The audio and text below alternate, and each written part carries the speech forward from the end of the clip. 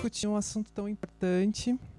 Não sei se todo mundo me conhece, eu sou Leslie, hoje à frente da Pró-Reitoria de Ações Afirmativas e Equidade, também sou professora, e estou aqui fazendo a abertura, né, desse importante momento de discussão em que todo mundo vai poder contribuir com a construção dessa política que é tão cara a todas as pessoas que estão aqui, né, que é a política de equidade de gênero dentro dessa universidade tão necessária, né, que é uma luta que já vem de tanto tempo, né, de vários movimentos, enfim, pessoas que estavam envolvidas, né, com essa construção, e que a gente agora dá prosseguimento, né, para essa política, para a gente fazer um texto, né, que contemple a todos os anseios que temos aqui para construir uma UFSC mais segura, mais equânime, né, do ponto de vista de gênero, e que, de fato, seja um espaço, né, que todas as pessoas possam concluir os seus cursos, enfim, conviver, encontrarem o que vieram buscar aqui com segurança e tranquilidade aqui na universidade. Então, eu convido aqui as minhas colegas, a professora Joana, que é a nossa vice-reitora, mas também alguém que tem um carinho muito especial por essa política e uma lutadora, né, dos movimentos sociais, e sobretudo de gênero, e movimentos sociais negros também.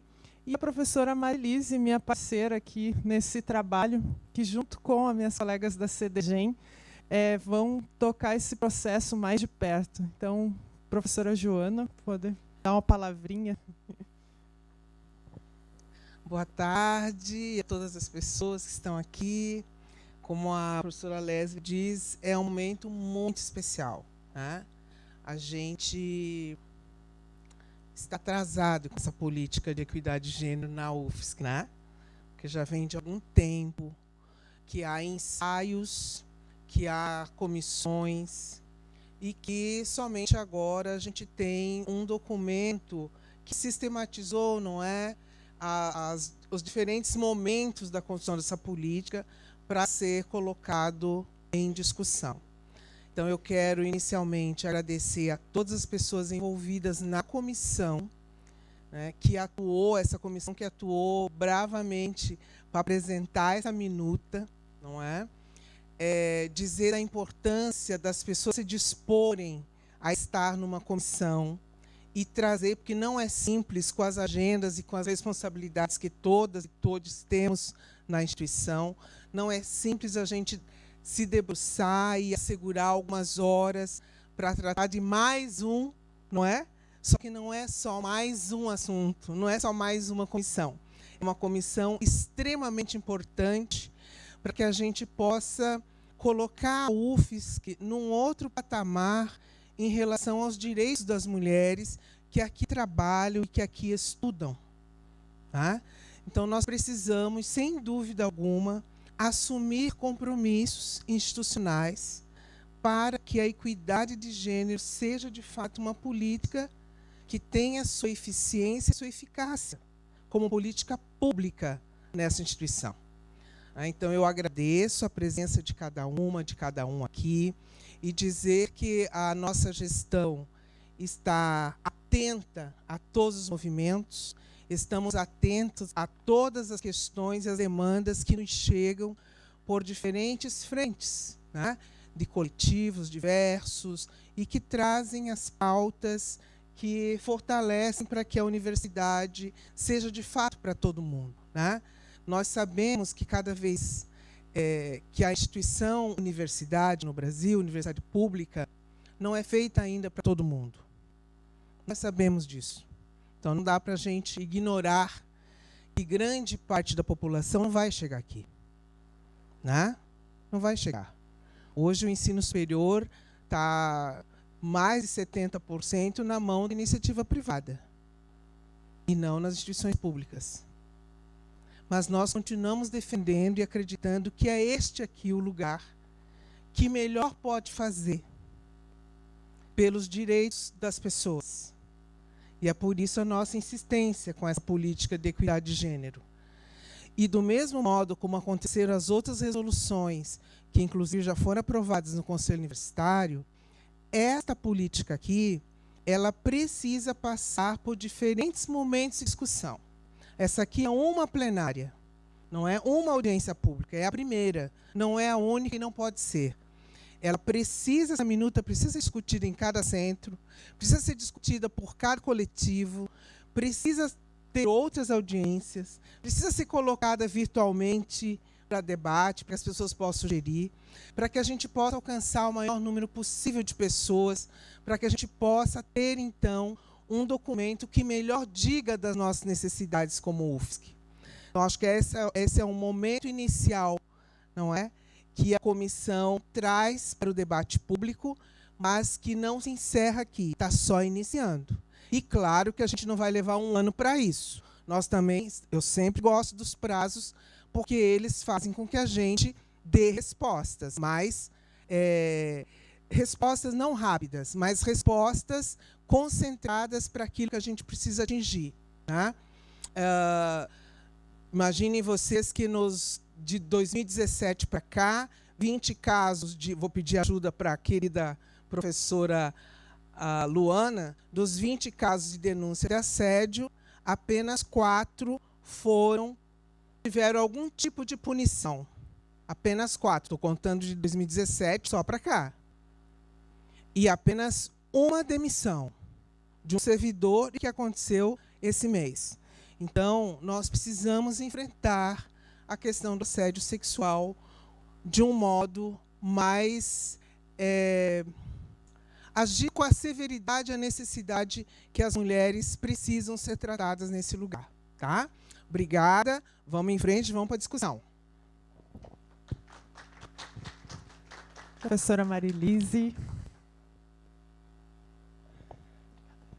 Então, boa tarde a todos, todas e todes. Meu nome é Marilise, eu sou professora aqui da UFSC, estou como diretora de Ações Afirmativas e Equidade na PROAF. Vários rostos conhecidos, né, vários rostos importantes aqui hoje, nessa audiência. Primeira audiência, como a professora Joana ressaltou, de outras que terão, né, e de consultas ainda que teremos para construir esse documento da forma mais coletiva possível. A professora Joana também fala de prazos, né? A gente conversou já sobre possibilidades de prazo. A gente gostaria que, mesmo com toda essa abertura, né, de reuniões, de participação efetiva de todos os campos da universidade, que a gente consiga ter esse documento final até este ano, né? Que a gente ainda consiga ter esse documento finalizado neste ano. Mas a gente tem um documento de fato, que é um documento para partir dele. Tá? Acho que é importante que se entenda isso nessa audiência. É um documento de partida, ele não é um documento de chegada, um documento em que a gente vai lançar o olhar só e dizer ele está finalizado. Né? Então, fui convidada pelo GT para que eu fizesse a apresentação. Eu farei uma apresentação breve, então, do histórico, de como foi construída essa parte do GT, né? Retomando alguns históricos também, desde quando essa discussão se colocou na universidade, e para depois a gente poder abrir para uma primeira discussão a partir dessa minuta inicial, tá? Que é a minuta que vocês têm disponibilizada aí. Então, eu vou pedir auxílio da Celina, né, para a Celina me auxiliar aqui na passagem dos slides. Acho que é importante a gente ressaltar que essa política está respaldada, né, numa agenda de tratados internacionais. Né? Então, a gente trouxe aqui para trazer como fundamentação dessa política, ou da construção dessa política, a Agenda 2030 da ONU, pontuando principalmente as metas 4 e 5. Né? Então, a meta de educação de qualidade, que foi um dos pontos bastante trabalhados e discutidos pelo GT, e a meta de igualdade de gênero, né, que a gente destaca ali, de alcançar a igualdade de gênero e empoderar todas as mulheres e meninas, e todas as mulheres e meninas, né, até 2023. Então, a gente traz esse ponto, né, como importante, porque a gente mostra como a nossa universidade, dentro do que se coloca como meta para 2030, a gente se propõe, né, a atender essa meta enquanto instituição. Então, acho que esse é um ponto importante que a gente traz aqui para a discussão, e ela, claro, vem aliada, né, com o cenário de outras universidades que já vêm trabalhando, ou já vêm instituindo essas políticas com foco em equidade e em enfrentamento à violência de gênero. Né? Então, a gente tem universidades do Brasil que já implementam, estão implementando. a Universidade de São Paulo, a USP, a Federal de Santa Maria, a Estadual de Campinas, Unicamp, e a Federal de Alagoas. Então, são essas universidades no Brasil que nós temos, né, na história e a construção dessas políticas com esse enfoque. E as universidades internacionais, né, pesquisadas pelo GT, a Stanford, Oxford, Barcelona e a de Harvard. Não são tantas, né? Então, como a gente vê, a gente se coloca num grupo, de fato, pioneiro, na construção de uma política de equidade. E pensando no pressuposto de que a gente quer trabalhar a forma mais ampla, né, com maior número de coletivos e maior número de centros participando e discutindo a política, a gente vai, acredito, construir uma política institucional abrangente, assim como já viemos construindo outras políticas com esse enfoque. Então, trazendo um pouco do nosso contexto, né, da Universidade Federal de Santa Catarina. A gente tem algumas políticas institucionais que foram recentemente aprovadas e que elas dialogam com essa política. Então, acho que é importante a gente colocar isso. As políticas acabam dialogando e acabam servindo de respaldo, né, ou também servindo de base ou ponto de partida para fortalecimento dessa outra política, a política de equidade. Então, nós temos... No ano passado, né? Parece que vai fazer um ano agora, né? Agora em novembro, inclusive, convidamos para a avaliação de um ano da política, né, de enfrentamento ao racismo institucional. Depois nós tivemos aprovada recentemente, estou vendo que temos membros e membros da Rede Trans, então saibam que a política institucional de acesso, inclusão e permanência para pessoas trans da universidade foi publicada na semana passada, no dia 21 de setembro. Tá? Então, agora ela tem um número e ela é uma política que está em vigência na universidade. E temos também, querem bater palmas, né? Bater palmas, né? E temos também, né, em construção a política de prevenção e combate ao assédio moral no trabalho. Tá? Temos outras políticas que não estão colocadas aqui, né, mas que políticas que estão tratando a questão do assédio sexual, né? Temos a política de saúde mental. Nós temos uma resolução que vai daqui a pouco para o Conselho Universitário, que é a resolução sobre as festas, que nós incluímos toda a questão do assédio, das violências, como protocolo para a resolução de festas da UFSC, tá? Então, vejam como dialogamos todas com aquilo que a gente tem como objetivo aqui. E é isso, né, professora Joana, porque a construção dessas políticas, elas querem, de fato, construir uma universidade diferente, né? Então, por isso a gente fala em diálogo, nenhuma política se sobrepõe à outra aqui, né? Elas dialogam horizontalmente para fazer com que essa universidade seja, de fato, democrática de todas, todos e todos, né? Bom, aí nós temos também, no contexto da Universidade Federal de Santa Catarina, algumas campanhas institucionais importantes, a campanha antirracista e antinazista em 2022. Essa campanha, inclusive, este ano, a gente agregou a questão do anticapacitismo e agora vai ser agregado também a questão da transfobia na política com a aprovação da resolução, né? É a publicação, de fato, né? E temos também a política, a campanha UFSC contra o assédio sexual em 2023, que vocês têm acompanhado os cartazes que estão afixados por toda a universidade e também políticas institucionais nos nossos, nas nossas redes sociais, né? E também trabalhos que estão sendo feitos com palestras, com rodas de conversa, com atendimentos aos centros. Então, a gente já tem um movimento, de fato, trabalhando no combate ao assédio sexual na universidade. Bom, e aí a gente vai para a questão da importância dessa política. Acho que cabe, né, para toda a universidade estar nos ouvindo o que se quer com uma política de equidade de gênero na universidade. E a gente parte de 3 pontos principais aqui, e que não vem de agora, né, professora Tereza?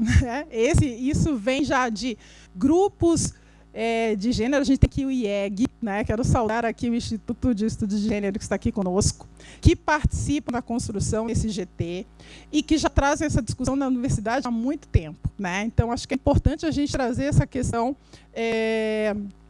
de que a universidade já vem buscando instituir isso e agora chegou o momento da gente, de fato, né, institucionalizar. Então, contribuir para a superação das desigualdades históricas e sistêmicas entre os gêneros, promover a valorização da diversidade, buscando igualdade de oportunidades e justiça social, e contribuir para a construção, de fato, de um ambiente acadêmico, vou colocar aqui laboral também, né, mais, inclusive, representativo. E isso eu acho que é reflexo que está nessa primeira versão do documento, que a gente vai ampliar, mas a gente já consegue visualizar esses 3 pontos, né, da importância de uma política de gênero nessa primeira minuta, nessa primeira proposta. Bom, um breve histórico.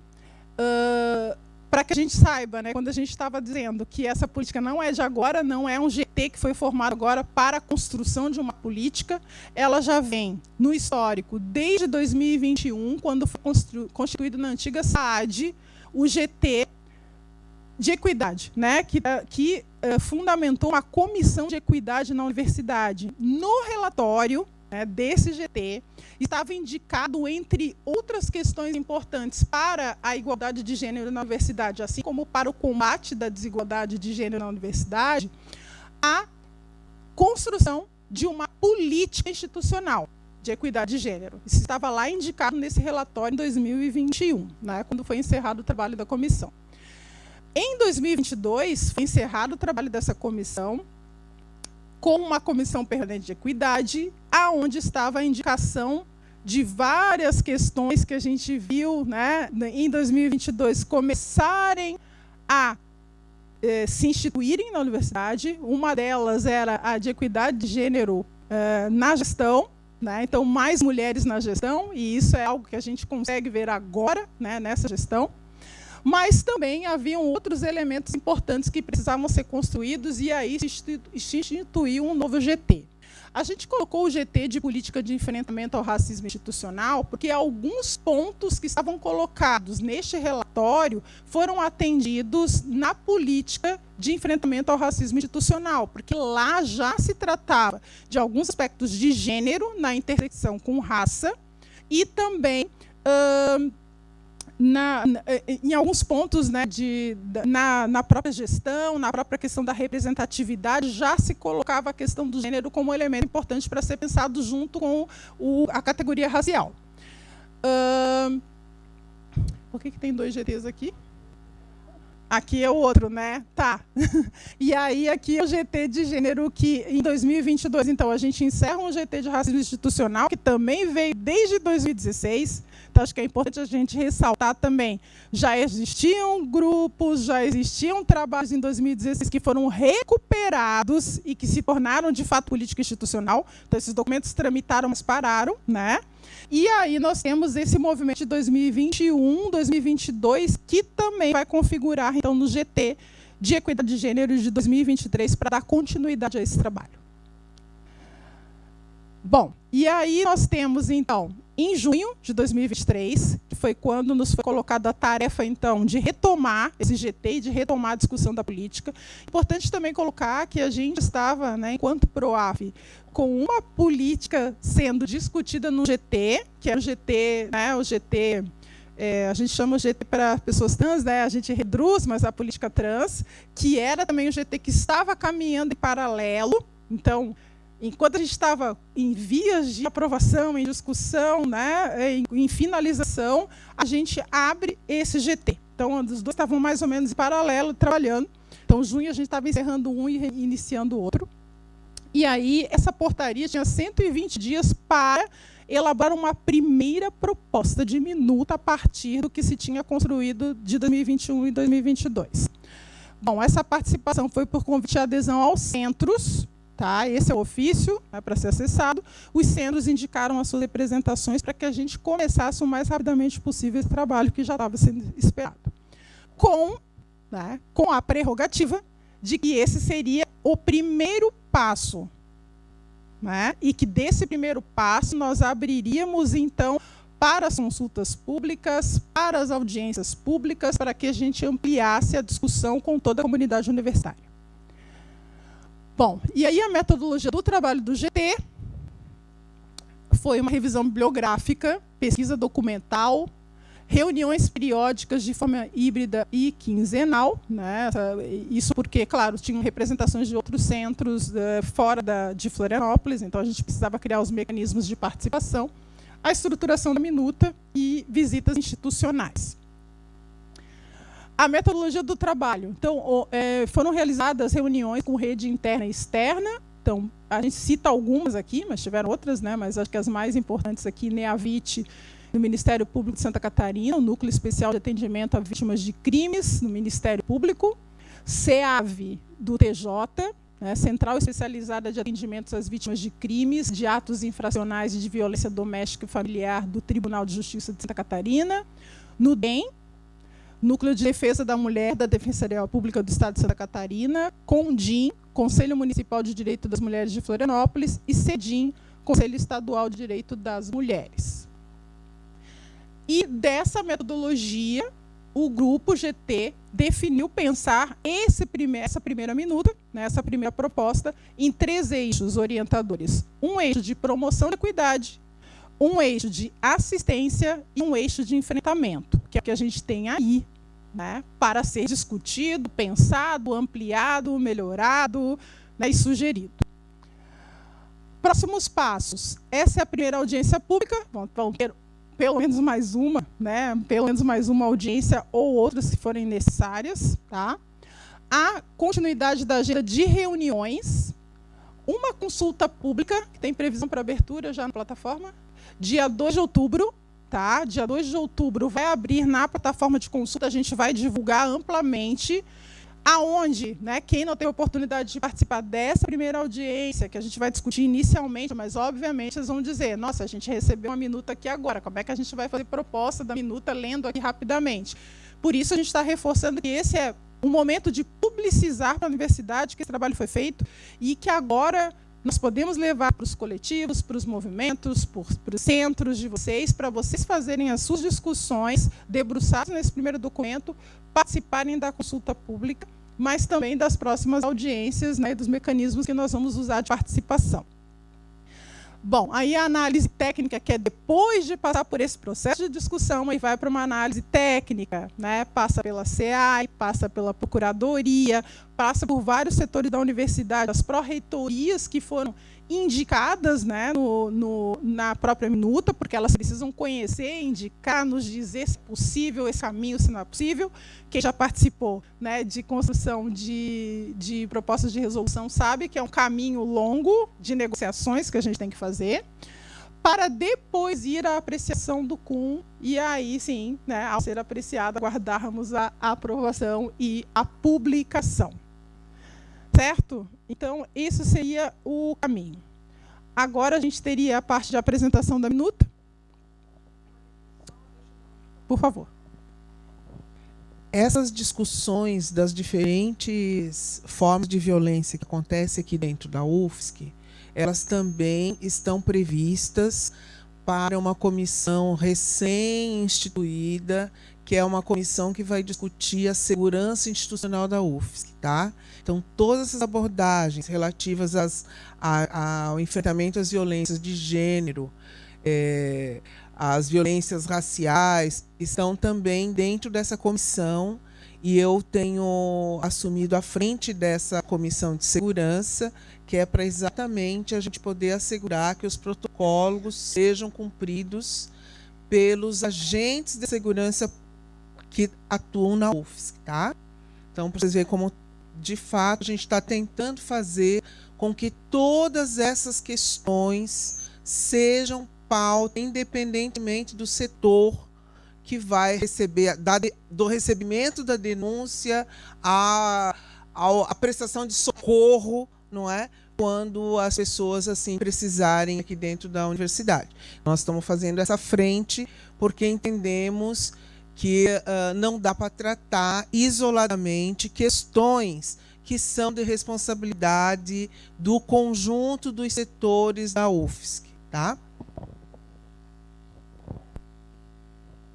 Bom, então, aí dando seguimento, já é a apresentação da minuta, eu não vou fazer uma leitura, tá? Item a item, porque vai se alongar bastante, mas como vocês estão com a minuta em mãos, acho que grande parte, eu vou fazer uma passada rápida, tá, pela minuta, só para a gente ter uma ideia geral dos 3 eixos que estão aqui apresentados. Então, aqueles 3 eixos, né, a gente inicia a minuta com a ideia só um pouquinho, Celina, isso. A gente começa com o que a minuta, né, pretende como resolução numa aprovação, que é a instituição de uma política institucional de equidade de gênero no âmbito da Universidade de Santa Catarina. E aí vem uma estrutura, né, como são as estruturas de resolução. Então, a gente começa com um capítulo das disposições iniciais, que é onde a gente trata do que é o objeto dessa política. E, na sequência, pode baixar mais um pouquinho, Celina, a gente fala de conceitos ou conceituações importantes para serem entendidas para serem indicadas nessa política, mas entender do que ela se trata efetivamente. E aí nós temos aqui 12, 13, 14, 15, 16, vamos lá. 26, isso, 26 conceitos estruturadores da resolução. Até agora. Tá? Aí nós temos um capítulo 2, os princípios e objetivos. Dos princípios e objetivos, a gente vai tratar primeiro dos princípios, então são pontos importantes. A gente fala da educação e sensibilização, da importância da pesquisa, da importância da inclusão de gênero nos currículos, da questão da inclusão das identidades de gêneros diversas. Falamos da abordagem interseccional, né, que esse é um ponto que é onde há interlocução com as outras políticas e também se coloca no horizonte que as próximas políticas também devem estar pensadas e pontuadas desse ponto de vista. E aí vamos, né? Parentalidade e amamentação, trabalho em rede, eliminação das formas de violência de gênero, gerenciamento e responsabilização das denúncias de violência de gênero, apoio a vítimas e denunciantes, recursos de apoio, transparência e avaliação contínua dessa política quando aprovada. O capítulo 3, e aí aqui a gente começa efetivamente a ver o trabalho dos eixos, né? Então a gente vai ter a apresentação dos 3 eixos, um capítulo 3º que vai falar da parte de promoção, ou seja, o que a universidade vai promover em termos de ações institucionais para a produção de fato da equidade de gênero. Né? Quem leu as outras políticas sabe que elas são espelhadas, então elas têm mais ou menos um mesmo direcionamento. E aí, na promoção de gênero, a gente vai falando, né, a política vai ressaltando o que cabe a cada setor ou cada área da universidade para a promoção da equidade de gênero. Então, aí nós vamos ao capítulo 6º, que vai falar o que é promoção de equidade, e aí vem o capítulo 7º, que vai dizer o que cabe à administração central da universidade. Pode seguir, Celina? Com 12 incisos, né?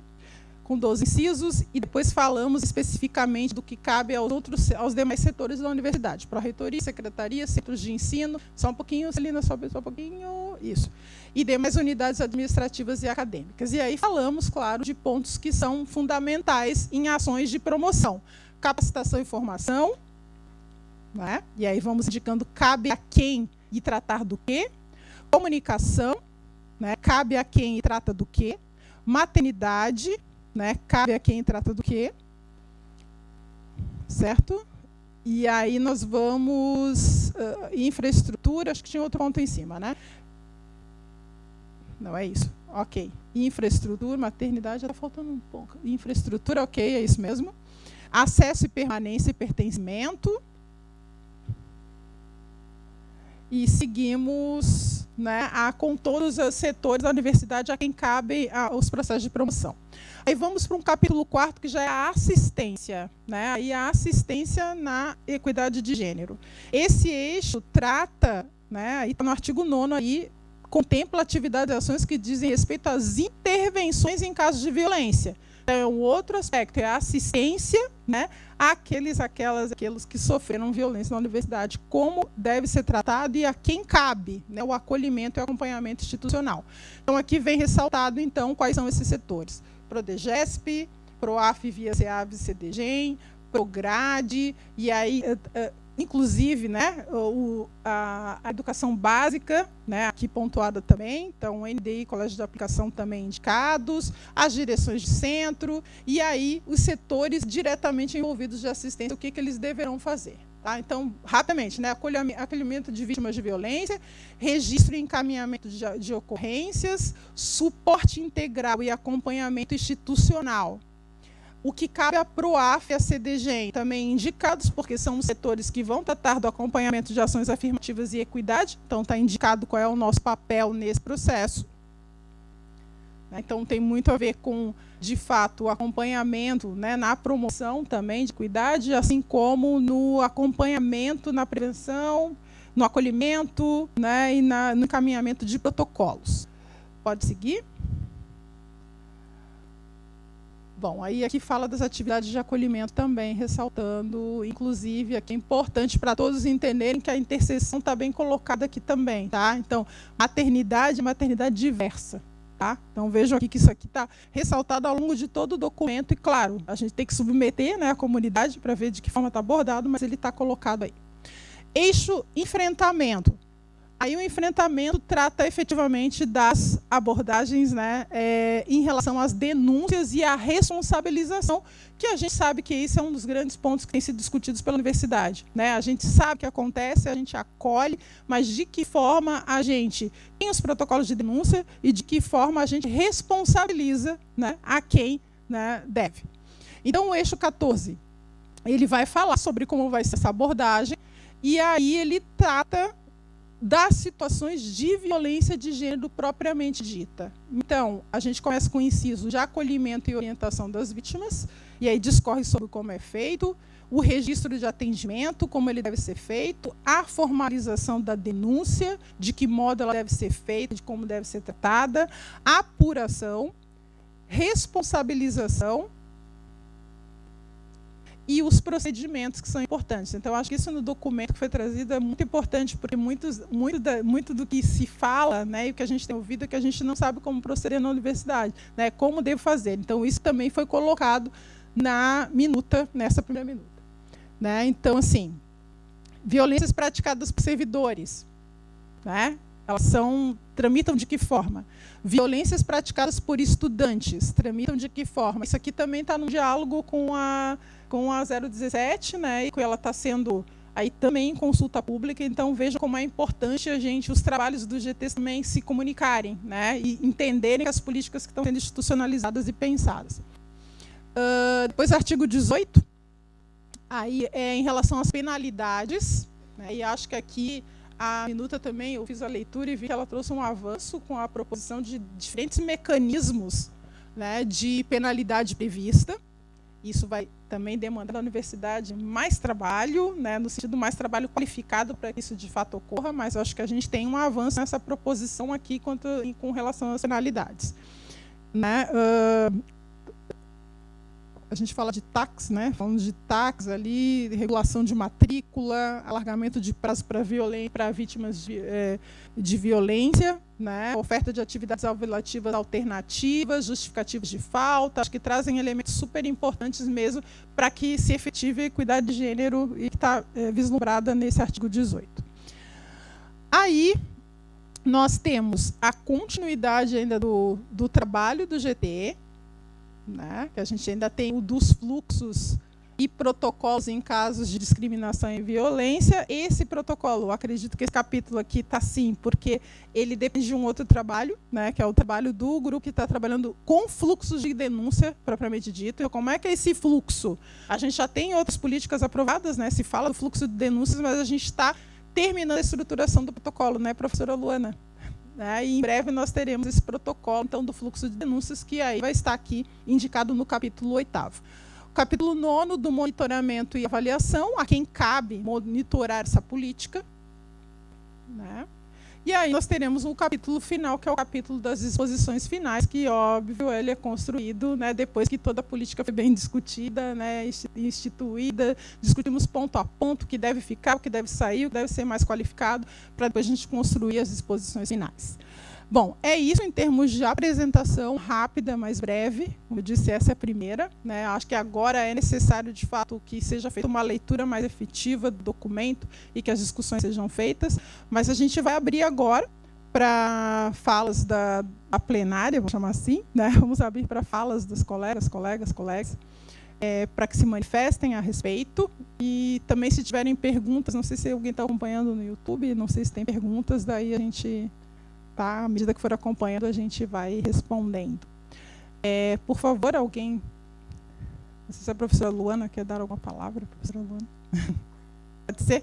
Enquanto as pessoas se preparam. A professora Luana também está no GT. Depois...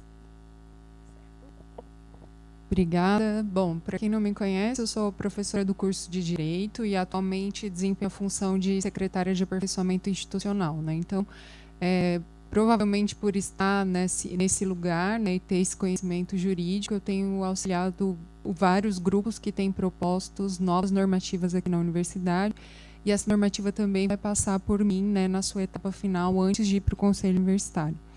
E aí tem uma discussão, acho que é importante, que a professora Joana colocou, mas que também é importante que vocês saibam, que junto com o CEAVES, a gente elaborou um protocolo de atendimento às vítimas de violência, né? Então, esse protocolo, ele orienta tanto para o acolhimento inicial, quando isso aconteça, ele dá orientações gerais para qualquer pessoa na instituição, como receber alguém, o que dizer, o que não dizer, porque muitas vezes as nossas falas produzem um processo de revitimização ou não acolhem adequadamente também. E esse protocolo também dá as orientações principais sobre o processo de denúncia e o processo de apuração, né? Então, sempre é importante a gente lembrar que a estrutura aqui na universidade das denúncias, ela é feita na ouvidoria. A ouvidoria, ela é um órgão que unicamente recebe essas denúncias, tá? Então, a ouvidoria, ela é o espaço de escuta da instituição, né? Qualquer forma de reclamação, ela deve ser apresentada na ouvidoria. E depois a apuração vai depender de quem é o autor desse ato, dessa irregularidade ou dessa violência. Se a gente tiver um autor servidor, quem vai fazer a apuração é a corregedoria. Se a gente tiver um autor estudante, aí vai ser a coordenação do curso, seja de graduação ou seja de pós-graduação. E sobre a política, né, eu estou acompanhando o GT, infelizmente não estou conseguindo participar muito ativamente, mas como as colegas já colocaram, acredito que é uma política que a gente tem ainda vários pontos a serem discutidos, né, e vários pontos ainda a serem aprimorados para que a gente tenha uma versão final que realmente atenda e que seja mais efetiva, né, do que tão programática. Assim. Então, acho que o nosso desafio é pensar como tornar essas regras efetivas no dia a dia e menos programáticas, ou seja, menos principiológicas, menos de previsão de longo prazo. Né? Então, acho que essa minha contribuição também ficou à disposição se alguém tiver alguma dúvida. Obrigada. Então, eu vou fazer agora a sequência, vou passar para a professora Cristina Scheib, depois a Tati, né? Juliana, meu Deus, vocês andam juntos, depois Mirê. Tá. Eu queria primeiro parabenizar, né, a comissão e toda essa equipe que está trabalhando nisso, porque realmente ficou muito legal. Eu tive a oportunidade de chegar cedo hoje e li aqui toda a minuta e achei que está muito bom, está muito bem feita. Eu fiquei com uma dúvida uma sugestão. Quando vocês colocam aqui nas definições de assédio, não está colocada a questão das relações de poder, né? Está só colocada como assim, comportamento persistente e indesejado que cria um ambiente hostil, né? Mesmo no assédio moral fala de humilhação, intimidação, mas não fala dessa questão de uma relação de hierarquia, né? Que eu acho que é um agravante nesses casos. Então, não sei muito bem como colocar, né? Talvez botar um outro item ou, né, dizendo que em caso de uma situação, né, porque eu acho que isso é didático. É importante que isso esteja escrito, porque o professor tem que pensar que ele, como professor, ele tem uma relação de poder com seus alunos, né? E que o chefe tem uma relação de poder, e que o professor, com relação aos servidores, muitas vezes também acaba tendo uma relação de poder, e que isso precisa ser... isso agrava essa questão do assédio, porque só um cara persistente que fica me enchendo o saco, eu posso dizer para ele, olha, sai fora, né? Agora, o professor, eu não vou poder dizer, ou para o chefe de departamento, ou, sei lá, para alguém, né, hierarquicamente acima. Essa que é a questão, né? Então, assim, o assédio em si, só essa coisa da pessoa incomodar, é chato, a gente precisa ensinar essa pessoa, etc. Mas eu acho que não chega a configurar... né, isso que está descrito aí não chega a configurar um crime, né? é uma coisa que precisa ser combatida e tal, mas agora, quando é uma situação de hierarquia, né, daí sim é uma questão que é mais grave, né? Então, eu não sei muito bem como colocar, mas eu acho que seria importante isso. Obrigada.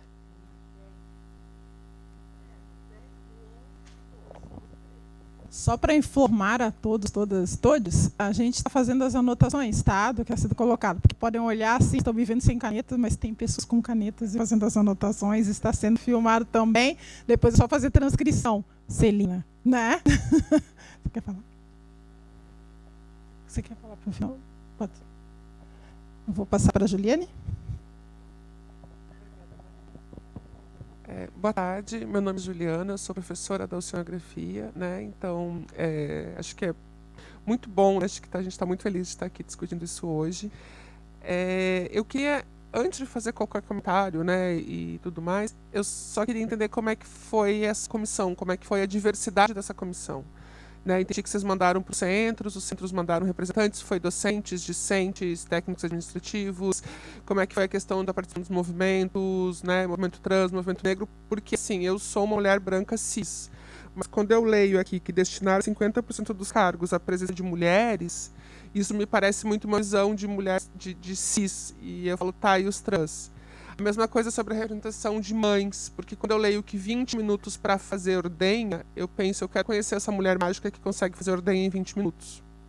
Né? Então eu queria entender um pouco como é que foi a diversidade dessa comissão que discutiu isso, né? Como é que foi as representações, até para entender, porque assim, os centros mandaram, né? Eu fiquei curiosa com isso, quando vocês pedem para o centro, a gente sabe que tem vários centros que ficam num silêncio e não vão indicar alguém, né? Então, essa é a minha primeira pergunta antes de qualquer comentário sobre a minuta.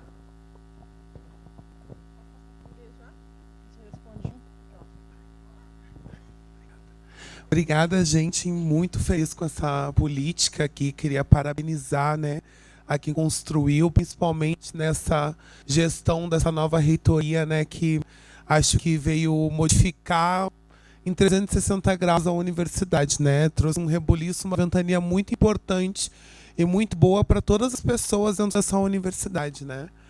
Gostaria de destacar e sugerir alguns pontos, né? Depois de parabenizar por essa política que é de extrema importância. E faço decoro também com a fala da professora, porque é muito importante a nossa inclusão da rede trans UFSC dentro dos espaços. E o diálogo, né, com a CDGEM também, junto com a gente, que a CDGEM está bem sumidinha, né, dos espaços, dos diálogos com a rede trans UFSC.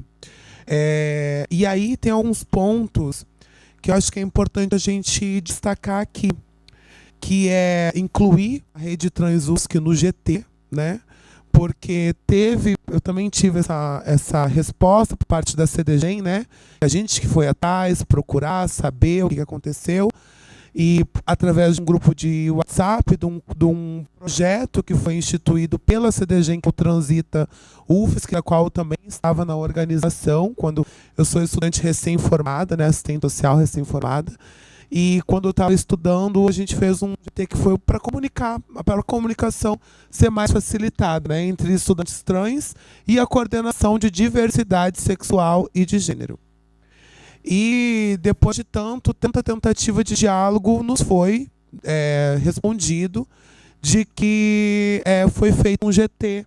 Só que não chegou esse convite a nós, pessoas trans da universidade, né? Então eu entendo...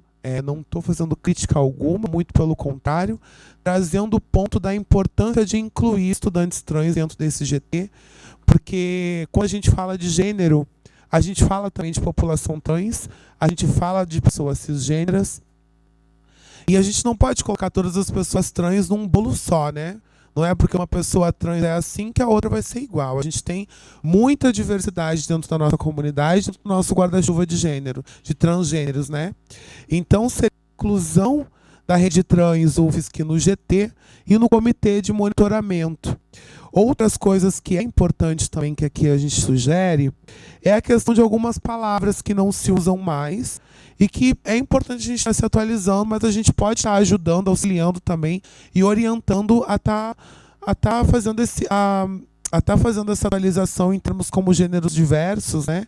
Que se diz dissidente atualmente, numa terminologia acadêmica, mas são coisinhas que a gente pode estar sentando e atualizando em conjunto, né? A gente se coloca sempre à disposição para isso, porque essa política é muito importante mesmo, é um marco histórico dentro dessa universidade. E tem outras coisas também que a gente sente falta. Ali onde diz a questão do feminismo, sentimos falta a questão do transfeminismo, né? E da transfobia e da cisgeneridade, que são pontos que falam sobre gênero também, né? Mas a gente entende, como disse a professora aqui, dessa relação de poder. E a cisgeneridade, ela está numa relação de poder. Inclusive no meu TCC, que eu posso disponibilizar a quem tiver interesse, fala um pouco sobre isso, né? Dessa relação da cisgeneridade, independentemente da raça, ter um poder estrutural e estruturante na nossa sociedade. Assim como a questão do racismo. E eu senti falta também da gente elencar e esmiuçar um pouco sobre a questão de todas as mulheres, né? Não só mulheres, porque realmente a gente tem essa noção de que sejam mulheres cis, porque é uma mulheridade hegemônica, né? Então, e trazer também o debate, também a inclusão da questão das mulheres negras, né? Eu acho que aqui nessa política de gênero a gente não pode só deixar a raça lá na política de raça. A gente tem que incluir mulheres negras, mulheres trans negras, travestis negras, porque é uma questão de gênero eu faço o entendimento de que a interseccionalidade, ela vem de nós, pessoas negras, né? Aí é parte de gênero, diversidade sexual, mas é uma questão nossa de pessoas negras, né? Das nossas vivências. E a questão da agressão, da transfobia, há poucos dias a gente teve uma agressão a uma pessoa transmasculina, na quarta-feira passada, que é importante também a população transmasculina estar dentro dessa política de gênero, porque por mais que a gente fale de gênero, são pessoas também que são afetadas, né? São pessoas com útero que também precisam de uma certa atenção, né? As pessoas transmasculinas. E um rapaz, ele foi agredido, né? Então, a importância de dar força para essa política, para que essas pessoas que são agressoras à nossa população sejam responsabilizadas, né? Com seriedade,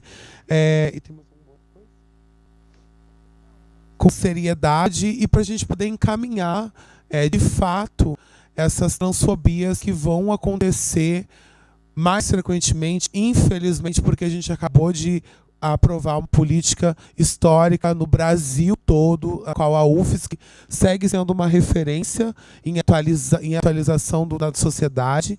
E a gente precisa seguir, né? A gente precisa dar cada vez mais um exemplo para todas as universidades federais, como acontece aqui, através dessa política, através da política antirracista e através das coordenadorias compromissadas com as pessoas trans, com as pessoas negras e as ouvidorias também. E fazer um chamado, né, para a CDGEM ter um diálogo com a gente e fortalecer esse diálogo e sei lá, fortalecer o nosso diálogo com a nossa rede trans, porque é importante. A gente se coloca à disposição, tá bom? Muito obrigada, gente. Parabéns a todas aí.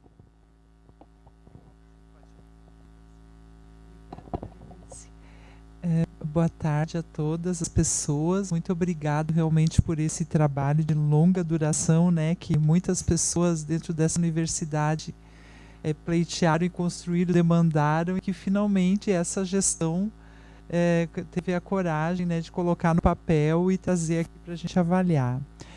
Eu queria trazer uma questão também que não é menor, né, considerando que as palavras representam, e é um documento que representa muitas coisas, né, e é uma discussão que a gente tem feito muito nos estudos de gênero. Meu nome é Vera, sou pós-doutora no programa interdisciplinar em Ciências Humanas, na área de estudo de gênero e sexualidades.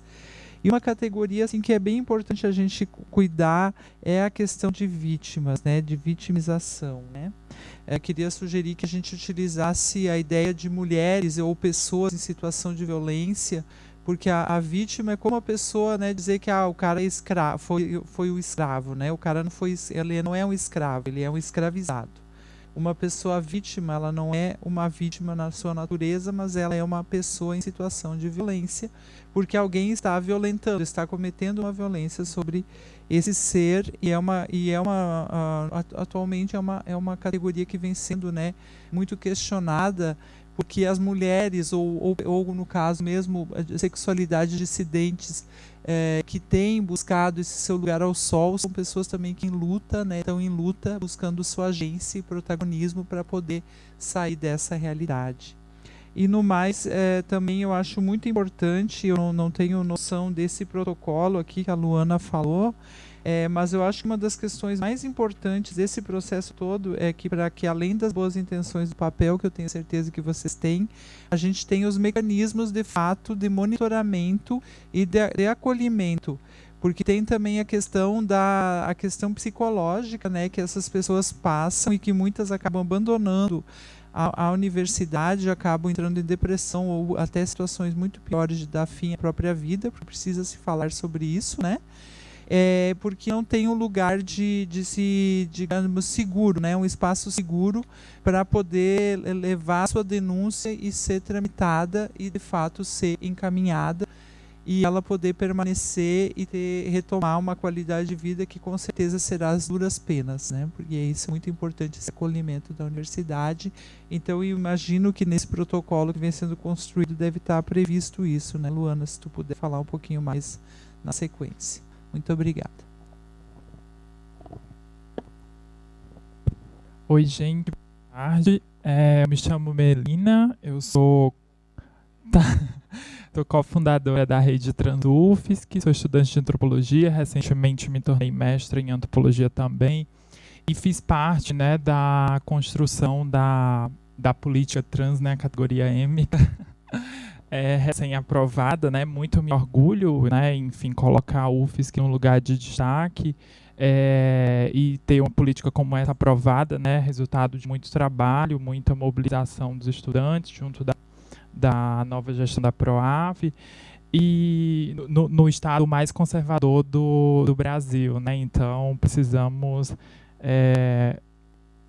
enfim, lembrar disso. Queria parabenizar o GT, né? Também considero, assim, reiterando a fala da Mirei e da professora Juliana, né, a importância dessa política, mas também faço coro a esses questionamentos, né, da nossa participação efetiva, né, inclusive como, enfim, algo de extrema importância, que foi que na política trans a gente foi, assim, prezou, né, que foi a participação efetiva da comunidade discente, né. Então eu vejo que lá, acho que no finalzinho, né, se coloca ali a participação, o diálogo contínuo com os coletivos, os movimentos, mas a gente quer mais do que isso, a gente quer estar, né, os nossos nomes, as nossas representações nos GTs, né, nas reuniões, nos processos de avaliação, de monitoramento. Faço jus, assim, a todas as colocações que a Mirei trouxe. A gente fez uma revisão rápida aqui, que até aproveito para tirar uma dúvida. Vai ter essa consulta pública, vai ser no site, aí a gente pode enviar sugestões. Ótimo, então daí não precisa a gente prolongar muito aqui, né? E aí, só mesmo para reiterar duas ponderações, assim. Como, né, todo mundo sabe, a professora Marilise acabou de falar da política trans que foi aprovada, né? Acho que tem o quê? 14 páginas, super extensa. Foi um trabalho muito importante porque a gente esmiuçou bem, e isso, para mim, enquanto antropóloga, né, acadêmica, aprendi muito nesse sentido também, de que políticas públicas a gente precisa, né, nas resoluções normativas, nomear, esmiuçar, né? Porque senão nunca vai atender efetivamente, se torna aquilo que Berenice Bento chama de uma cidadania precária, né? Uma gambiarra legal. E aí queria dizer isso, assim, que muitas dessas questões que eu e Mirei, né, que a Mirei trouxe, que eu reitero também, a gente contemplou na política trans, né, e que poderia ser tranquilamente, enfim, reiterado, né, revisto, né, e incluído, assim, sobretudo na questão das pessoas trans, né, especialmente mulheres trans e travestis, né.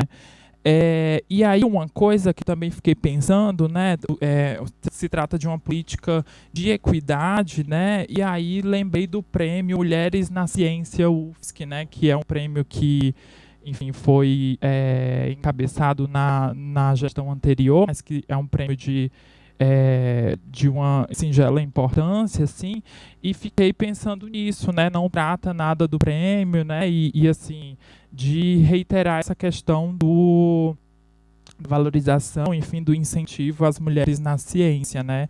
E aí ver também essa questão da inclusão, né, efetiva de mulheres negras, indígenas e mulheres trans e travestis, né? Tendo em vista que nós... Oi? PCDs também, tendo em vista que a gente já tem uma presença considerável, né? Temos a professora Helena, que é a professora trans do Departamento de Enfermagem, mas também temos inúmeras outras estudantes, né, pós-graduandas, com todas essas características e interseccionalidades, enfim, que podem também ser contempladas. É isso. Obrigada. Oi, boa tarde, eu sou a professora Viviane Eberle, mas aqui eu estou como representante da PUFSC, que é o Sindicato dos Professores. E nós também estamos abertos, né? Gostaria de parabenizar todo o trabalho feito, realmente muito sério, importantíssimo, fundamental para nós aqui na UFSC, né? E nós lá no sindicato a gente também recebe, né, as professoras, as denúncias e tal. Então é muito importante que a gente tenha esse diálogo. Então, assim, com o Instituto de Gêneros a gente já vai criar. Então eu ofereço a PUFSC, né, Sindicato dos Professores, para uma voz também aberta para que essas questões todas de professores, servidores, servidoras e alunos possam estar lá, para a gente poder ouvir também e para que a universidade possa escutar essas vozes, né, que muitas vezes são invisíveis. Então eu coloco a PUFSC então à disposição e a gente está organizando isso, debates, rodas de conversa e agora também é isso aí.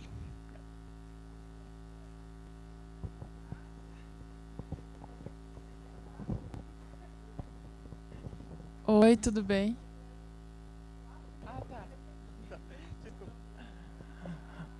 Boa tarde. Eu sou a professora Daiane Bertazzo, sou do curso de jornalismo. A gente está aqui com a turma da primeira fase da disciplina Jornalismo, Identidade, Diversidade e Gênero, que é uma disciplina obrigatória do nosso curso. E todo o grupo sentiu necessidade de estar aqui, estar presente. Então, desde já eu justifico que daqui a pouco a gente vai ter que voltar para a aula, mas já deu para acompanhar esse comecinho. Quero parabenizar o grupo de trabalho, né, por esse importante trabalho mesmo de construção dessa política pública. E não tive tempo de ler toda a minuta, né, dei uma olhada até a metade, mais ou menos, depois que a gente chegou. Acho que a estrutura geral que você já nos apresentou demonstra, né, essa abertura para o diálogo e para uma política que de fato inclua toda a diversidade da UFSC e observar assim que como a gente vai ter oportunidade, né, de trazer a contribuição, eu vou fazer nessa oportunidade maior, né, mas eu acho que a UFSC ela tem uma tradição grande, né, de estudos de gênero, de feminismos, e principalmente nessa parte inicial aqui dos conceitos, eu acho que dá para ampliar mais e também para especificar mais desde o conceito de gênero, né, que é algo que é tão caro e tão disputado, né, uma categoria muito importante. Eu acho que a gente tem grandes pesquisadoras aqui na UFSC que podem contribuir com isso. E talvez até ampliar esses conceitos aqui do início, talvez organizar em ordem alfabética, enfim, são algumas sugestões e virão outras, tenho certeza. Mas agradecer por essa oportunidade, parabenizar a toda a gestão da UFSC e todo esse grupo de trabalho que está empenhado. Obrigada. Oi, gente, tudo bem? Eu só achei que deveria ter um enfoque maior assim nessa questão de raça, sabe? Porque eu vi poucas vezes ali no texto. Eu vi muito mais essa questão do gênero, falando de mulheres mesmo. E também acho que deveria ter uma inclusão assim de classe, sabe? Porque os determinantes eles não são isolados, é uma junção de várias coisas. Então deveria ser mais abrangente, assim, sabe? Gênero, raça, classe. E é isso.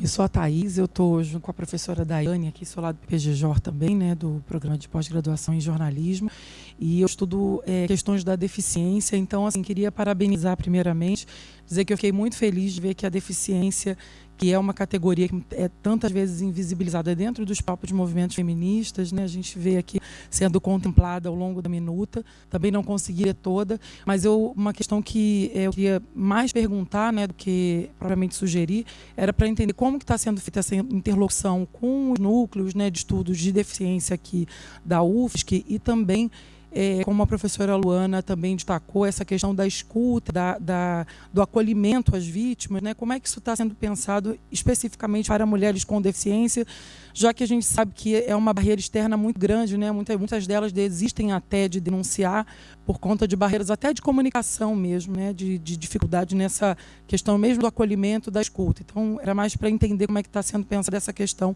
especificamente para mulheres com deficiência. Obrigada. Boa tarde.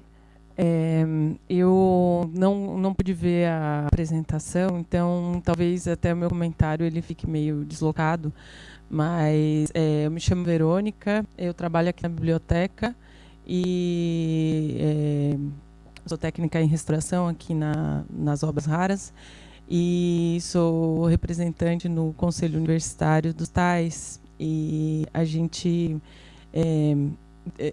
enfim... Ouvindo o comentário das pessoas presentes aqui, eu fiquei imaginando que, sim, já foi aprovado recentemente a política, né, contra a transfobia e ano passado, né, agora vai fazer um ano, né, da política também da questão do enfrentamento ao racismo e como as políticas devem conversar, né, e elas podem, né, dialogar nos conceitos, dialogar, né, citar uma outra, né, talvez fazer essa rede, né, que aí inclusive chega bem amarrado, né, numa reunião de conselho e tal, né. Isso foi uma das coisas que eu pensei, né, e eu não sei se isso foi abordado de alguma maneira, mas quando penso em equidade, penso bastante na questão do papel político da mulher nos espaços. E como somos poucas, e como é difícil para a gente quando a gente está lá. Não sei como uma política poderia abordar essa questão. Ela teoricamente deveria, né? Mas como alterar um contexto em que somos 4, 5 mulheres no meio de muitos homens e lutando e defendendo, né, uma política como essa, ou outras políticas, né, mesmo na questão o olhar, né, ele é diferente, né, a nossa forma de estar no mundo, né, e de defender. Então eu não tive tempo de me aprofundar, né, como eu falei, mas eu fico pensando nisso e como de repente essa política podia oferecer alguns caminhos, alguns direcionamentos nesse sentido. Obrigada.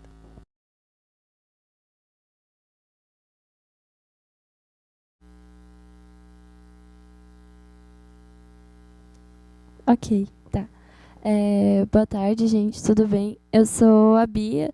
Eu construo o Movimento Correnteza, que é um coletivo estudantil aqui dentro, que tem uma atuação aqui dentro da universidade.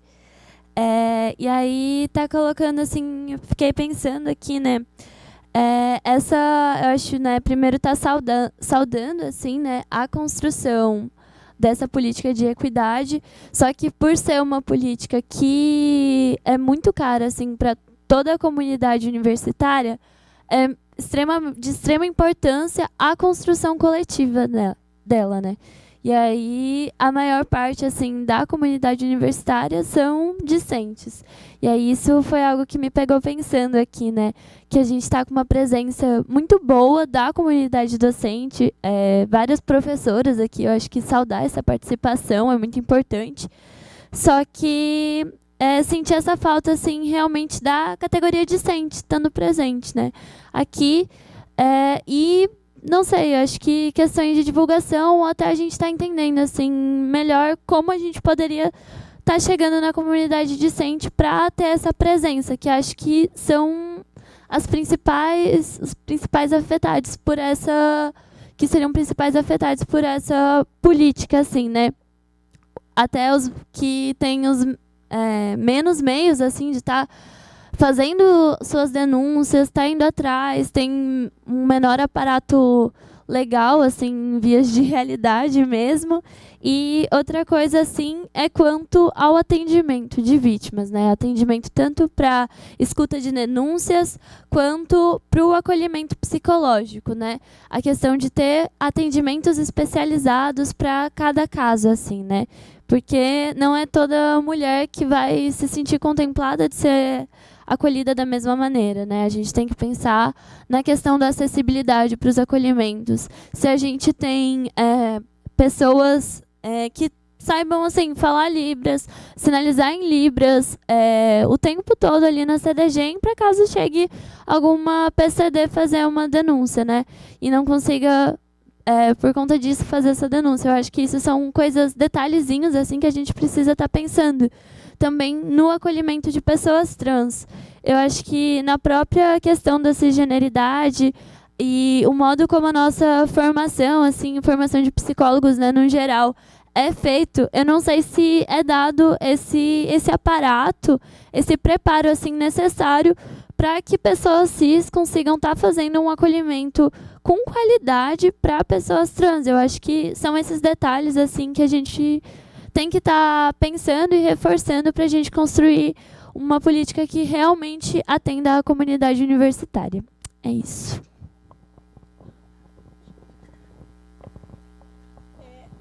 Só um pouquinho que eu...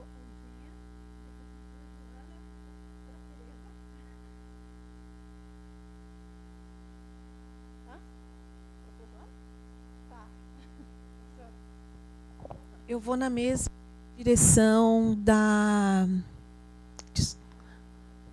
Verônica, que eu acho que um dos nossos desafios na formulação das políticas é como assegurar que o público que a gente quer assegurar a equidade se faça presente nas diferentes instâncias. Então, vamos pensar aqui, né? Vou pensar alto, porque eu já fiquei pensando isso nas outras políticas e não consegui chegar a um denominador. Por quê?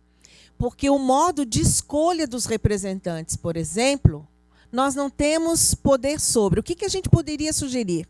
Então, que o centro, as representações para o Conselho Universitário, o centro teria que indicar dentro de uma ordem de prioridades. Nós podemos fazer isso? Porque, do mesmo modo, quero pensar como é que a gente assegura que o público que a gente quer promover equidade tenha acesso a espaços de poder, de comando, dentro da universidade. Como é que a gente vai fazer isso? Se o sujeito lá do departamento, do curso, é eleito. Como é que a gente define a regra? Qual política seria necessária para assegurar isso, sabe? Então, acho que tem coisas aí em relação também à carga horária das mulheres mães.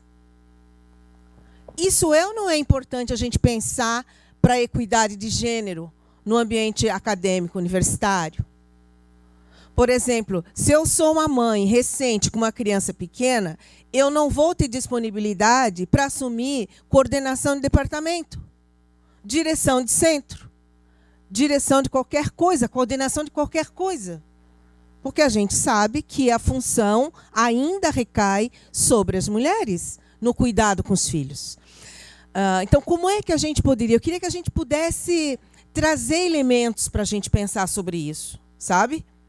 Porque o que acontece? Acaba que nós somos maiorias como docentes, mas quando a gente chega nos espaços de poder, são os homens que assumem. São eles que estão lá, não são as mulheres.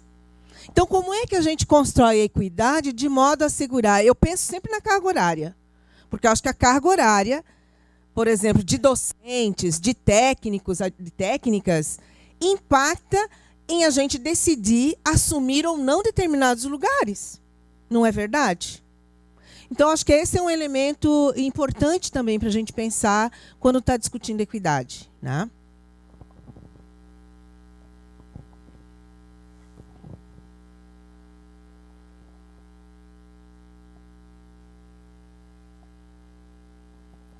Vou falar pouco. Oi, gente, desculpa a voz, hoje está bem ruim. Mas eu só queria colocar, porque está sendo gravado, e umas pessoas estão falando comigo, que estão vendo online, e a questão que não foi colocada também nas questões de gêneros que a gente pode trabalhar é as pessoas não binárias, que elas não aparecem. Na questão de mães, era isso que eu ia comentar. A gente também tem que lembrar que existem transmasculinas que são mães também, né? Mães, pais, enfim. Acho que a parentalidade apareceu aqui, eu achei muito legal essa informação. Sobre essa questão de mulher no poder, né, que eu acho... eu não sei como a gente faria, professora Joana, mas talvez nessa política faltou tipo uma porcentagem, tantos cargos para as mulheres ali, eu não sei, me passou isso na cabeça, eu não sei como a gente poderia construir isso. Desculpa, gente, estou me recuperando da minha pneumonia. Então, eu acho que a gente deveria sim pensar essa questão, porque se somos, né, se as mulheres são mais, né, por que são os homens que têm o poder de escolher? Não, acho que a gente poderia aproveitar essa política que vai ser aprovada para a gente colocar também porcentagens, né? Quantos porcentos de mulheres a gente precisa ter para ter uma representação? Acho que é isso que me colocaram aqui.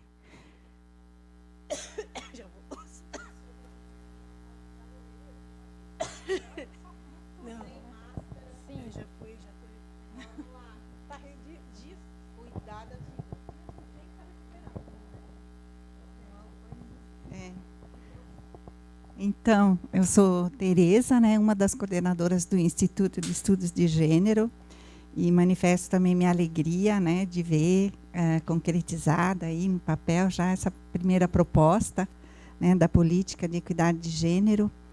E só para dialogar também, fiquei muito feliz aqui em ver nos princípios e objetivos a inclusão de gênero nos currículos, né, porque eu fui professora durante 30 anos do curso de Serviço Social, está aqui a Elisane, que me conhece, e você que se apresentou agora como aluna de Serviço Social, não fui sua professora, né? Mas há 25 anos eu criei o Núcleo de Serviço Social e Relações de Gênero e ficava lutando para a inclusão de uma disciplina no nosso currículo, e não tem nenhuma disciplina, né? Porque se tivesse mais disciplinas nos currículos, ou se tivesse uma disciplina no nosso currículo, veria o encontro do que a colega estudante falou, né? Por que não tem mais discentes? Elas nem sabem o que é gênero, né? Relações de gênero, nunca trabalharam isso nos cursos. Então, também não despertou motivação e interesse, não desperta motivação e interesse para vir para uma audiência debater políticas públicas de gênero, se eu nunca tive isso no meu curso de serviço social, né? Então, nossa, foram 25 anos de luta até eu me aposentar e não consegui ver a introdução de uma disciplina sobre relações de gênero no serviço social, né, Elisane? Aí, então, muito feliz, né, e tomara que dê certo, né, esse princípio, esse objetivo aqui. E também outra observação, né, em relação a que já foi feita aqui, a denúncia, como seria feita essa denúncia. E aqui está que as pessoas têm que fazer a denúncia na ouvidoria, né? Parece que a professora Luana vai explicar daqui a pouquinho, um pouco mais, né? Mas qual é a pessoa que está lá na ouvidoria? Essas denúncias, elas são presenciais ou elas são através de um formulário? Porque a última vez que eu fui na ouvidoria tinha um senhor, assim, bem sisudo, que me atendeu. Eu imagino uma pessoa que acabou de sofrer uma violência ter que falar com ele e fazer uma denúncia sobre a violência que acabou de sofrer. Por acaso não daria para pensar, né, num espaço, na CDGESP, ou na Pró-Reitoria, eu ainda não sei a sigla, é a nova PROAF, né? PROAF, ou aonde que essa pessoa poderia se sentir mais acolhida, porque o acolhimento no momento da denúncia, né, é muito importante. Né, essa pessoa se sentir acolhida, compreendida, essa pessoa, a pessoa que está escutando tem que acreditar em você, né, tem que te respeitar na sua identidade de gênero, em todas as suas, em todos os teus marcadores sociais, em todas as questões, né. Então, assim, eu fiquei um pouco em dúvida, né, se esse espaço de acolhimento não poderia ser trocado, ou de acolhimento da denúncia, ou assim conversado, discutido aqui. Eu sei que é difícil, né, fazer uma salinha lá na CDG ou na PROAF só para acolher denúncia, né? Mas assim, enfim, quem na ouvidoria seria a pessoa que vai acolher essa denúncia. E por último também falar que eu represento o Instituto de Estudos de Gênero, represento a UFSC, o Observatório da Violência contra a Mulher de Santa Catarina, né? E muito legal, assim, ali no final também propostas de parcerias, né, aqui no final da política. A gente está sempre precisando muito lá no Observatório da Violência, mais adesão da UFSC, no sentido até a Luciane Carminati, a deputada, ela quer marcar uma audiência aqui com a UFSC, com a vice-reitora, como que a UFSC poderia contribuir mais lá no Observatório da Violência contra a Mulher. Desmarcou 2 vezes. Mas assim, prever, né, e que bom que aqui atrás também tem essas propostas de parceria, e a gente pode ver juntas também, costurando, e eu colocando lá depois, quando vai ter o formulário para colocar sugestões, né, enfim. São essas colocações mais a nível de diálogo.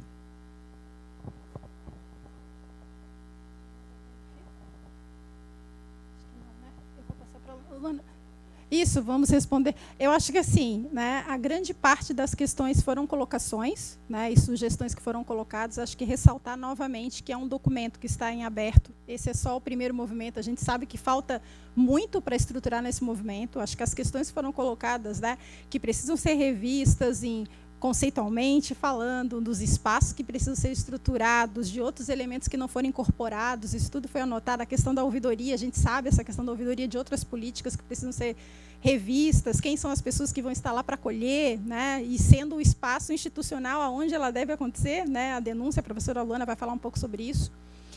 Acho que são todos os aspectos, de fato, que vão precisar passar muitas vezes, né, pelo nosso, né, pela nossa aferição, enfim, né, nós observarmos melhor essa política, ressaltar que, de fato, ela é uma política, isso que está colocado aí não é um documento final, ele é, muito pelo contrário, um documento bem inicial.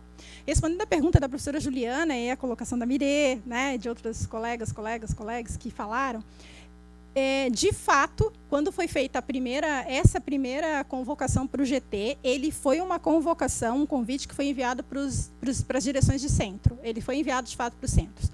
Porque a ideia inicial é uma tomada de decisão, de fato, né? E a gente assume a tomada de decisão, porque a gente partiu do primeiro movimento de convocar os centros com as suas representações, tanto TAI, discente ou docente, para dar início a essa primeira revisão do material que existia e criar um primeiro material. Mas a gente sabia que dali não teria como, de maneira alguma, chegar com um documento finalizado para uma primeira audiência, que seria a última, para a gente tramitar.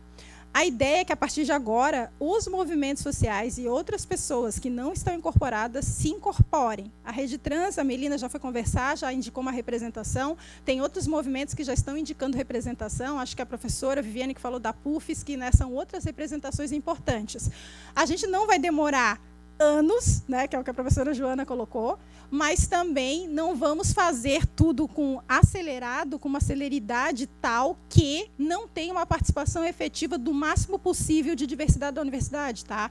Então, assim, o que a gente vai fazer de agora para frente, além do que vocês colocaram, né? Vamos ter a plataforma, vamos ter a consulta pública, teremos dia 2 de outubro a abertura da consulta pública. Mas, em paralelo, a gente está com a nova portaria, né? Essa portaria ela vai ter que ser estendida mais um pouco, esse prazo, porque a gente está terminando o prazo desse primeiro grupo que faria essa primeira versão do documento.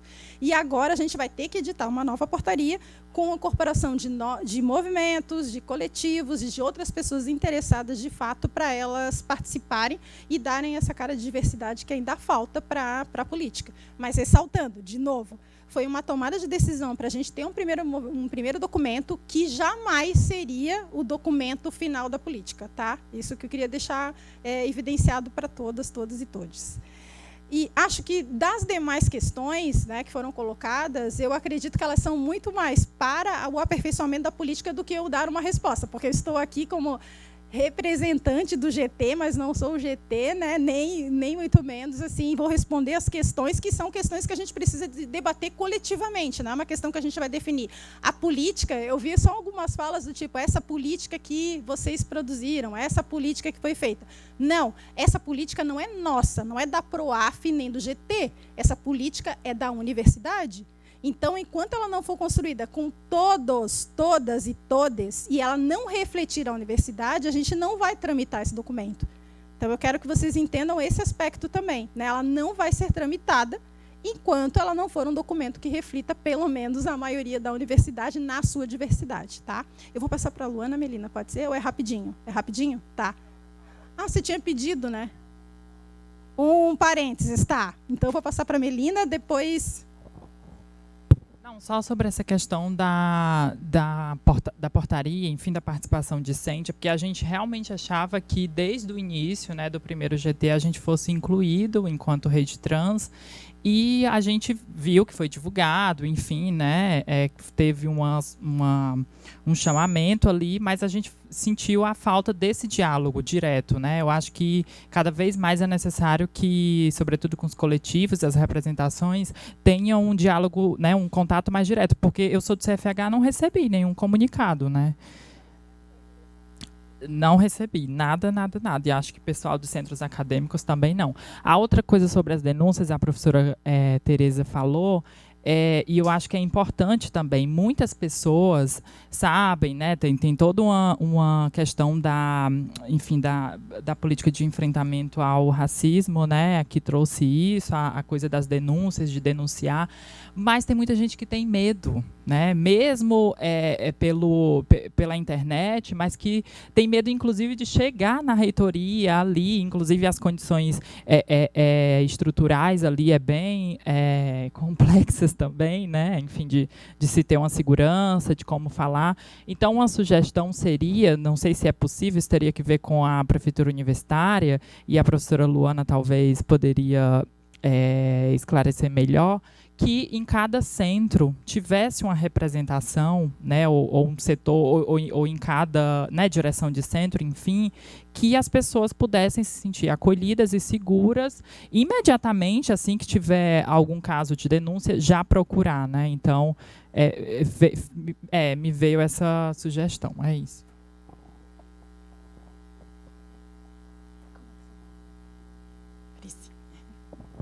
Oi, gente, boa tarde. Eu sou Frise, eu faço filosofia, sou não binário, faço coro com a fala do Gen, pelos transmasculinos, pelos não binários. Estamos aí.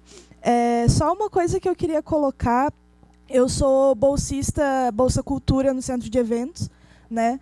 E eu estava olhando aqui a questão da capacitação e formação e está bem especificado que é para os trabalhadores que trabalham diretamente com atendimento ao público.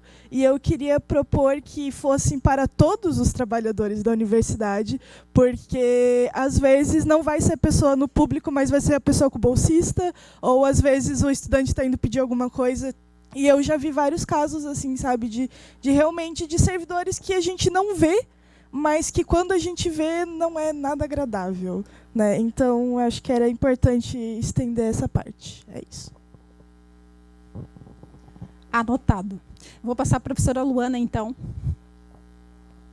Obrigada, professora Marilisa. É melhor ficar em pé, né? É só que eu anotei aqui algumas coisas, e aí para eu não esquecer. Bom, acho que a primeira coisa que a gente tem que entender é que a ouvidoria, ela é o canal de denúncia, como eu mencionei, né? Então, isso significa que, quando a gente faz uma denúncia, isso vai para apuração, tá? Então, a ouvidoria, ela não é o canal de acolhimento, o que não significa que o espaço de denúncia não deva ser minimamente acolhedor para essa pessoa que está indo indicar a ocorrência de uma violência. Só que a maneira padrão que o governo federal padronizou para todas as instituições do Executivo Federal é a denúncia ser feita no formulário do Fala BR. Tá? Então, a denúncia ela não é presencial. A denúncia ela é feita no sistema do Fala BR, você pode fazer de forma anônima ou faz com identificação. Então, é fundamentalmente por esse meio que a denúncia é feita. Pode a ouvidoria acolher uma denúncia presencial? Pode, mas, em geral, o que a ouvidoria vai fazer? Você vai até lá e ela vai te orientar a como fazer o registro no Fala BR, porque a orientação é que a própria pessoa faça esse registro e diga como ela vai narrar a situação, né, as circunstâncias.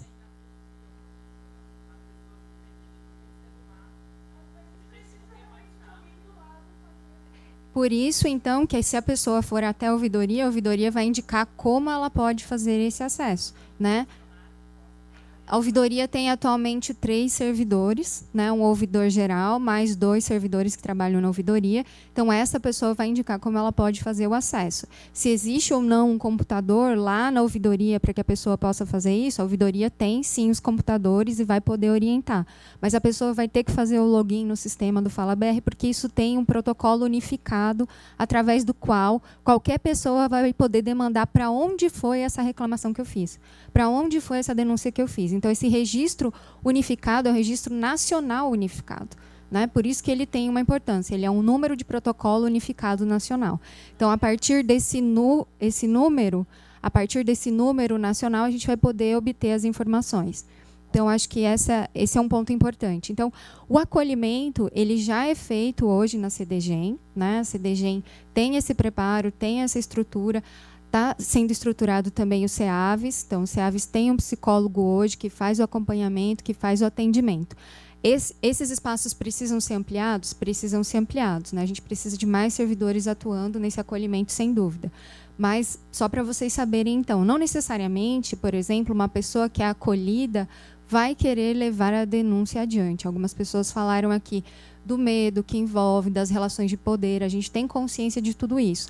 Então, o apoio das redes, né, a gente poder ter em quem confiar, poder com quem falar sobre isso, é muito importante também. A gente está elaborando agora, no âmbito da SEAI, por exemplo, uma cartilha sobre os direitos das vítimas. Então, quais são os direitos das vítimas, principalmente dessas formas de violência relacionadas com agressões, enfim. A gente fez uma cartilha detalhada, porque também as pessoas têm muitas dúvidas ao longo do processo. A vítima ela não é considerada pelo direito administrativo parte nesse processo. Então, diferentemente da pessoa que é denunciada, a vítima não acompanha o processo no seu passo a passo. Ela só é chamada lá para fazer o seu depoimento.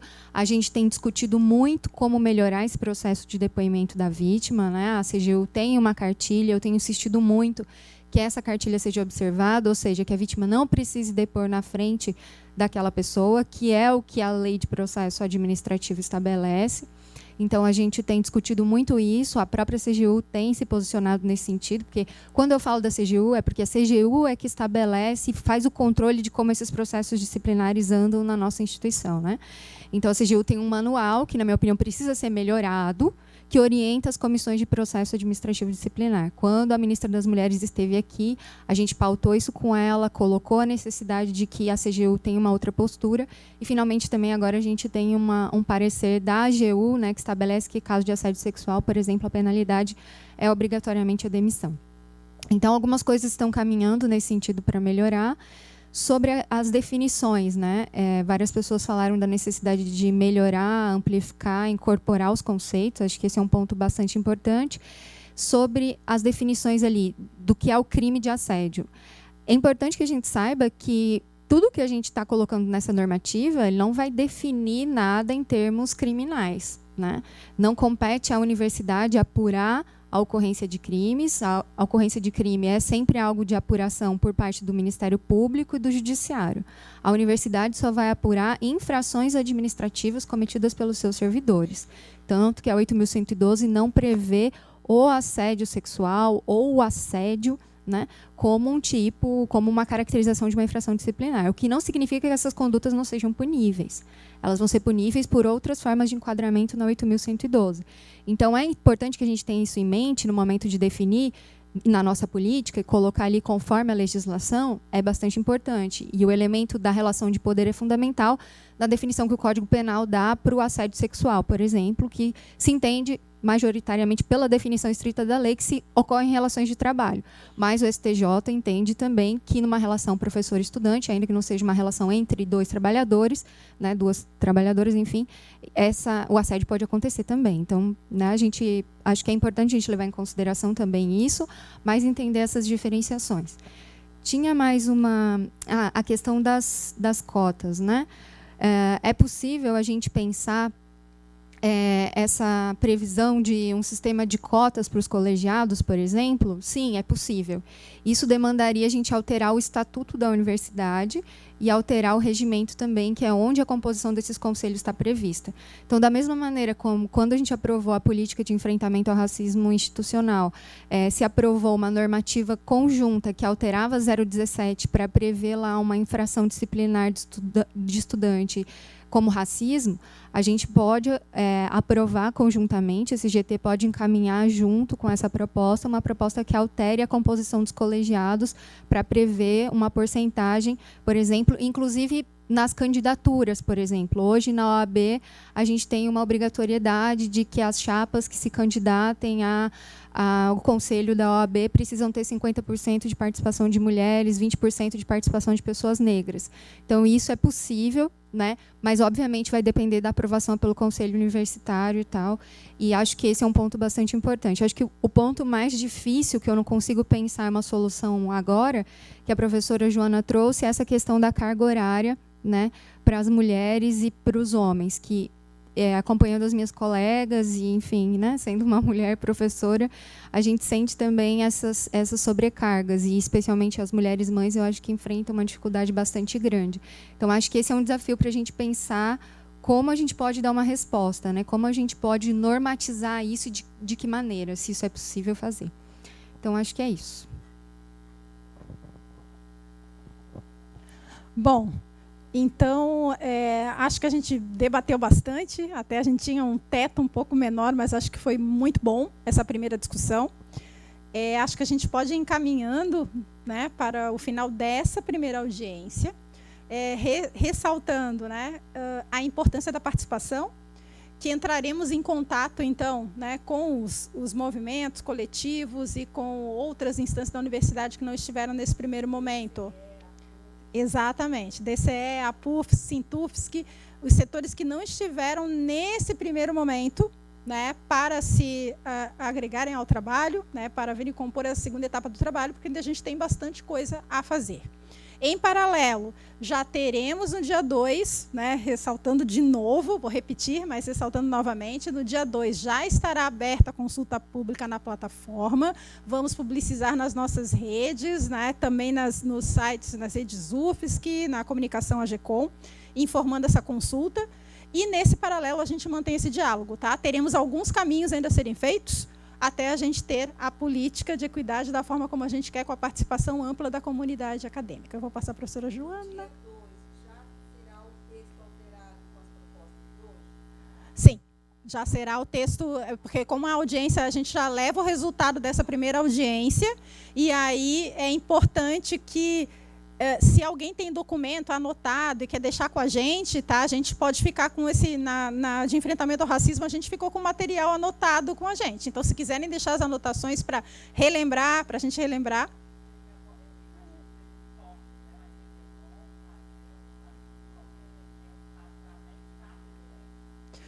Eu não sei como é, tem, né?